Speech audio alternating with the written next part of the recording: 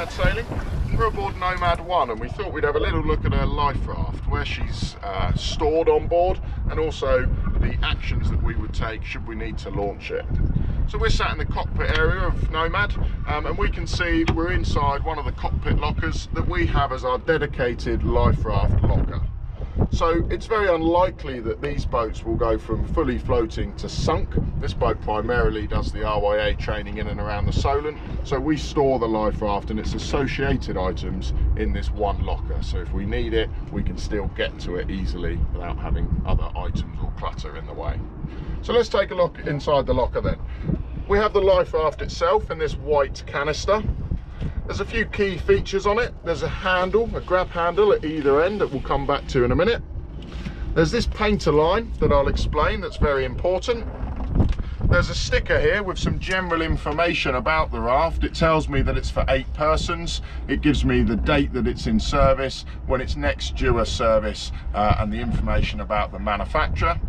And then we have a bit of a contents list here. So there's some items that are already stored within this raft when it inflates, and we know what they are because we have this contents here, and that tells us the additional things that we would also then want to look at putting in our grab bag.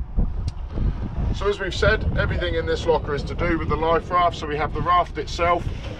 There is already a sea anchor in the life raft, but we have a spare drogue here as well. So we'll get that out of the way. And then the grab bag. We've already done a separate video on the grab bag contents and the extra things that you might want to take. So the raft itself then, if we found ourselves in a situation where we needed to abandon vessel, the first thing we would need to do is get our strong crew members into this locker, get those items out the way, and using these handles, there's one on either end, lift the raft out onto the deck. Once we've done that, we can close this locker down and we can then look at this painter line. It's vital that this gets secured to a strong point on the vessel, a cleat or somewhere nice and strong that's going to keep the raft attached as it inflates. We then would need to assemble our crew.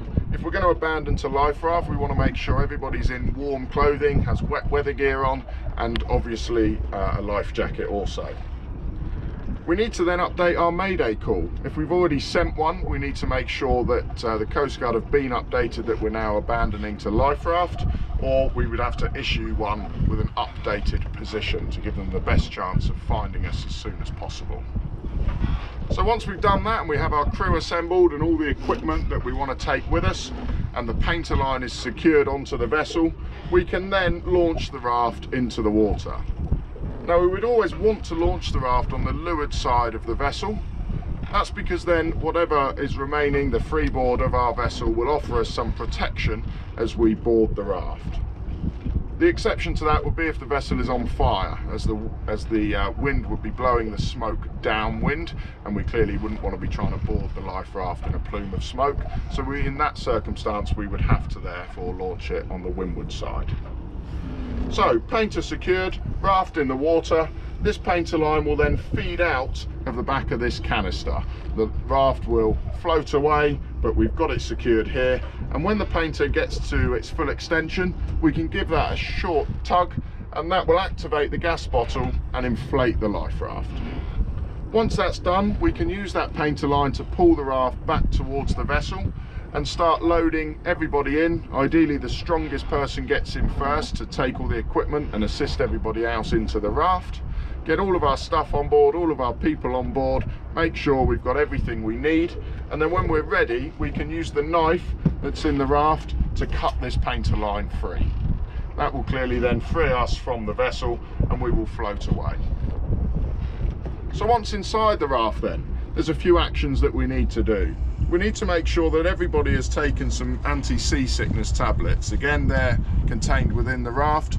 Even if people don't normally suffer from seasickness, they probably will do when they're rocking around in the raft itself. So everybody needs to be taking those as soon as possible. You need to keep up morale in general, give people things to do, posting lookouts, keeping the raft dry, and etc. And we also then, from our grab bag, need to take our radar reflector and get that inflated and hoisted as soon as possible so that we can be identified by radar as rescuers hopefully come to our aid. And then finally we need to stream our drogue. As we've said, there's a sea anchor in here and we have an additional one, and the idea of that is to slow down our rate of drift, remembering that that mayday call you've sent will be your last position where you left the vessel.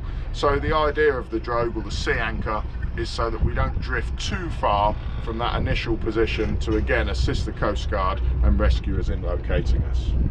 We're going to go across to Menai now and have a look at where her raft is situated. Okay, so here we are again. We've had a look at Nomad 1 and her life raft being stored in that dedicated life raft locker. On our second boat, Menai 3, we've opted to keep the life raft on the coach roof. We do that because this boat primarily does some more offshore sailing. It's the primary boat that goes across the channel, and for space and a couple of other reasons, we've opted to keep this raft on the coach roof. There's a little bit of a difference there because she's a coded vessel and good practice. Because it is stored on the coach roof, we need to have one of these devices. This is called a hydrostatic release, and basically what this does is allow the life raft to float free should this vessel sink. So we can see from the information on the top that when this device gets to a depth of between 1.5 and 4 meters, a blade will cut through this white line here and will allow the life raft itself to float free and hopefully back to the surface, where it can be met by the crew, who can then pull on the painter line and activate the life raft and hopefully all climb on board. If we needed this life raft in general though, we are able to release it and launch it in exactly the same way we've spoken about by just undoing this web strap here. The key thing with these hydrostatic releases, if you use one or you get on a vessel that has one, is to make sure they are fitted correctly. You'll see lots of these on board boats that have been fitted incorrectly. And essentially you have two sections. We have this black area here that says deck, which tells me that that's the bit that needs to be nice and securely shackled to the deck, as we can see. And then this red area that says painter line, which is what this line is then shackled to here. If these are incorrectly fitted, they won't operate and the life raft won't float to the surface.